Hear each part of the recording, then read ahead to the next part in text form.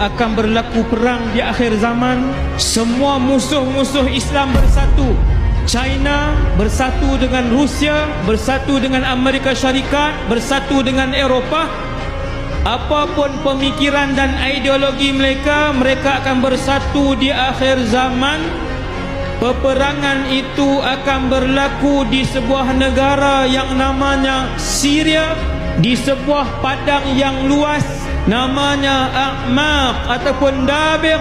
Seluruh tentera-tentera bukan Islam akan berhimpun di situ dan berdepan dengan mujahidin umat Nabi Muhammad sallallahu alaihi wasallam yang bilangan mereka sangatlah sedikit, tetapi kesemuanya adalah aulia Allah.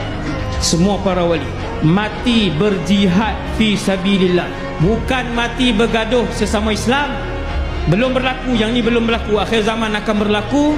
Keluar seorang cicit Nabi Muhammad, seorang cicit yang keberapa puluh Nabi Muhammad, namanya seperti nama Nabi Muhammad, nama ayahnya seperti nama ayah Nabi Muhammad. Cicit itu namanya Muhammad bin Abdullah Al-Mahdi. Beliaulah yang akan memimpin pasukan perang umat Nabi Muhammad sehingga kesemua musuh Islam dikalahkan.